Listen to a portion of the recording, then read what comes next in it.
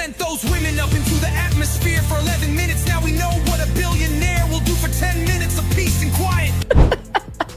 When the spacecraft cost as much as the plastic surgery. And here we are using paper straw, and look at her. Can we send her back there again? Good job accomplishing absolutely nothing. It all began as a joke. Just a silly meme song made from YouTube comments poking fun at Katy Perry's strange space-themed collaboration with Blue Origin. Well, it was very profound. I don't know if you've seen Katy Perry talk about it, but she's basically a guru now. Nobody, not even the person who made it, thought it would go anywhere. It was messy, chaotic, and made no real sense. But that was part of the charm. The song was basically a looped audio mashup. It featured heavily auto-tuned clips of Katy Perry giving robotic-sounding interviews, mixed with footage of her floating around in zero gravity. You look ridiculous. Everybody looks ridiculous. This isn't a moment for feminism. That's a rocket that was designed, flown, and paid for by men, and you are simply baggage on that rocket. That's all it is. Screenshots of sarcastic comments flashed across the screen, and bizarre AI-generated images played in the background. I don't want to talk about this. I don't want to talk about this. We're talking about it. We got girl bosses in space, and it's a tremendous accomplishment. I'm so embarrassed to be a woman right now. The 11-minute space flight that was touted as some kind of divine feminine gift to humanity. It was weird, it was random, and people couldn't get enough of it.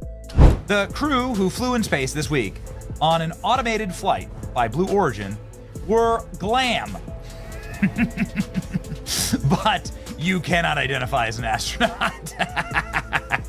Within just a few days, it spread like wildfire across the internet. Twitter, TikTok, Reddit, you name it. Everyone was quoting it, remixing it, even using it for a reaction duet. No more than 4 minutes of intense pleasure up there. Came back and talked about how much in love she was with it, how amazing it all was. And she's talking as if she's Neil Armstrong or Buzz Aldrin, you know, landing on the moon, first people planting a flag.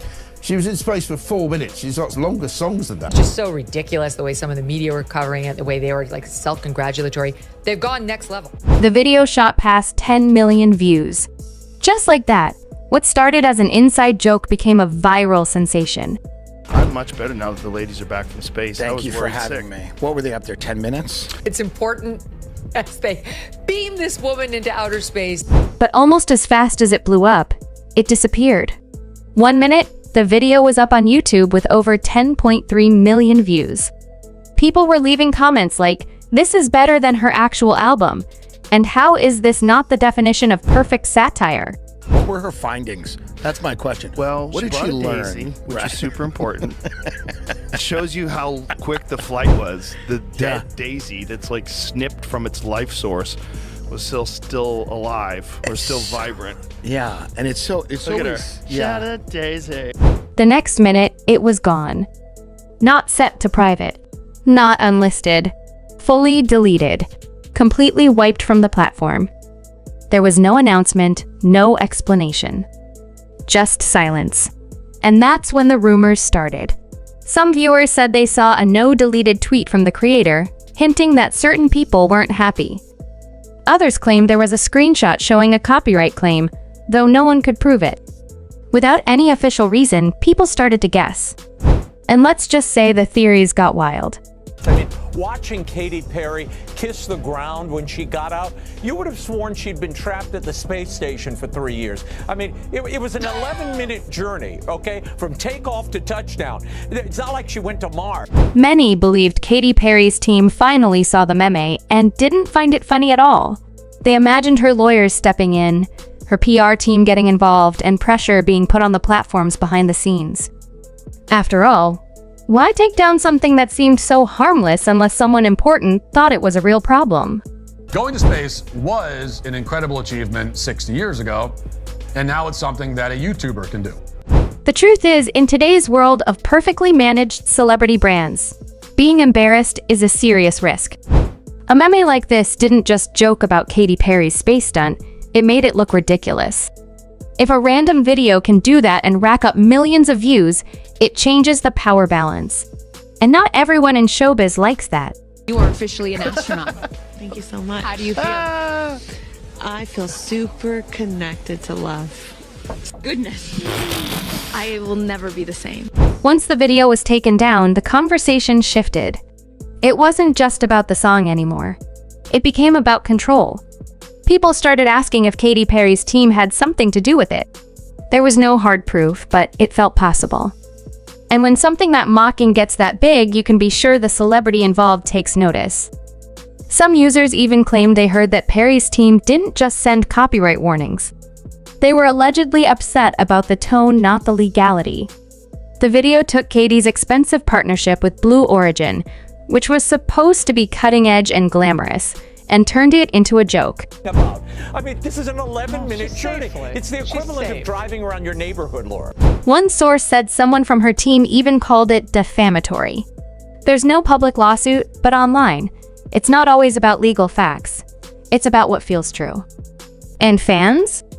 They didn't think the creator removed the video willingly. The timing was suspicious. Just before it disappeared, there had been a flood of sarcastic tweets mocking Katy's robotic voice and awkward rebrand. An old video of her promoting a space-themed perfume also resurfaced, and people laughed even harder. You know how I know that didn't happen, Megan? Because it's not something they could do, because they're not friends with Jeff Bezos, right? Like, the whole thing is a farce. Their message for women was take up space. It was clear the meme didn't just make fun of her. It exposed the gap between the polished image and the reality. The once beloved pop star who gave us hits like Teenage Dream now looked like a corporate mascot floating in space, repeating buzzwords. And still, nobody from Katy's side said anything. You have never said to an astronaut, boy, what a ride. You know, we duplicated the same trajectory that Alan Shepard did back in the day, pretty much. No one called that a ride. It was called a flight. It was called a journey, because a ride implies that it's something frivolous or something that's lighthearted. There was nothing frivolous about what we did. No tweets, no posts, no interviews, just complete silence. But that silence spoke volumes. It made people believe even more that something was going on behind closed doors. The most unsettling part? The meme's creator also went silent. They had been very active just days before replying to fans, reposting remixes. Then suddenly, nothing. No goodbye post. No explanation. Just gone. Katy Perry is not technically an astronaut right now is because none of the people in this capsule could actually operate anything. It was all being remotely controlled. So it was cool. They took a very, very expensive, very, very cool roller coaster ride. A few people claimed they saw a tweet where the creator wrote, "When people with better lawyers call, you listen." Others said they posted an Instagram story with just the word complicated and a zipped mouth emoji. But again, nothing could be confirmed. That left the internet to fill in the blanks. One theory? The creator got hit with a cease and desist, not a public lawsuit, but a private warning from Katy's team. Another idea? The creator panicked. When a video jumps from a few thousand views to over 10 million, you go from being unknown to a potential target. Their tasks included practicing how to get into and out of the New Shepard capsule. Maybe they took it down to avoid trouble. There was even a wilder theory that the creator was paid off to delete the video. No one has evidence, but online, facts often matter less than feelings. And the vibe? It felt like someone got scared and someone else wanted them to be. So why did this meme strike such a nerve? Celebrities get joked about all the time. But this wasn't just a parody. It felt like a mirror. The song showed how unnatural Katy's space partnership looked to regular people. The public didn't see a powerful reinvention. They saw a famous person trying too hard to stay relevant, using space travel and buzzwords to mask it. You were ever nervous that you were going to be the next submarine implosion? Like whenever rich people go in a small vessel, it usually blows up. The creator didn't invent the criticism, they just captured what many were already feeling. And that's why it hit so hard. The jokes were funny, but also painfully accurate.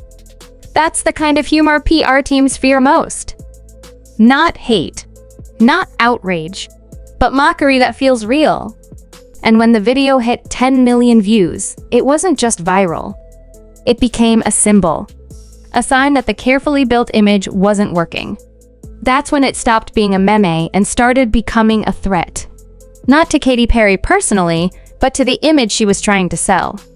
And when her team or the creator removed it, the internet didn't forget. In fact, it made the story even bigger. Because now, people weren't just laughing at a song. At first, it was just a funny internet song. But suddenly, it wasn't just about the music anymore, it became something bigger. People started talking about what the song meant. The conversation shifted to things like censorship, celebrity insecurity, and the fragile image stars try to protect. And the internet wasn't having it. Almost overnight, TikTok exploded. People made reaction videos, mockingly reenacting the drama. Some zoomed in dramatically, fake crying like it was the end of the world. On Twitter, users were quick to collect every possible clue suggesting that Katy Perry's team was behind the video being taken down. Short clips of the song started popping up again. Fans who had saved parts of the video before it was removed began reposting them, encouraging others to do the same. "They can't kill the meme," one viral post read. "It lives inside all of us now." That might sound dramatic, but honestly, they weren't wrong. The Streisand effect when trying to hide something only makes it more popular kicked in hard. Taking down the meme didn't kill it. It gave it more power. And the internet wasn't just angry, it got personal. People who had supported Katy for years started questioning her team's decisions. Some said they felt secondhand embarrassment. Others called it the final straw in a series of PR blunders. Even folks who hadn't thought about Katy Perry in ages jumped into the conversation. To them, the whole situation made her look overly sensitive and disconnected from how the internet actually works. When people who aren't even fans start roasting you for not being able to take a joke, it's not just bad press, it's a shift in how people see you. Then came the jokes. Lots of them. Twitter threads titled "Katy Perry has declared war on fun" popped up. Memes showed her face photoshopped onto a spaceship dashboard with fake countdowns, T-10 seconds until cease and desist. Someone even edited footage from her Blue Origin space launch, adding villain-style voiceovers and over-the-top evil laughs. It was chaos, and she wasn't trending for her music. She was trending for trying to delete a meme. And here's the twist that deletion may have done more damage than the meme ever could. The focus was no longer on the person who made the video or the actual content. It became about how Katy Perry and her entire team reacted as if it were still 2006, not 2025. They acted like they could still control everything in an age where the internet never forgets. Now, did her team really have the power to take it down? Legally speaking, maybe. But it's complicated. Celebrities can ask platforms like YouTube to remove content, but it depends on what grounds they claim. If the video had directly copied her music, sure, that might qualify as copyright infringement. But fans who saw the original said it didn't use her music at all. It was built around clips of her speaking during interviews and public appearances, stuff that's often considered fair use under parody laws. In the U.S., parody is protected by free speech. So legally, this shouldn't have been an easy takedown. But platforms like YouTube aren't courts. They respond to pressure, especially when it comes from powerful people. If Katy's legal team sent a strong message, YouTube might have removed the video just to avoid potential drama, even if there was no actual legal violation. Maybe there wasn't a lawsuit. Maybe there wasn't even a real claim. Maybe it was just a message designed to scare the creator. And for someone who blew up overnight, that might be enough. Most content creators don't have lawyers. They don't want a legal fight, they just want to keep their channel alive. If they get an email that says something like, "We trust you'll make the right decision," that's often all it takes. If this was a bluff, it worked. No one made a public statement. The video quietly disappeared. But while that may have protected her image on the surface, it didn't stop the public backlash. In fact, the silence only made things worse. Now people are asking deeper questions. What counts as parody? What's censorship? And when celebrities use vague threats to remove jokes, does that show power or fear?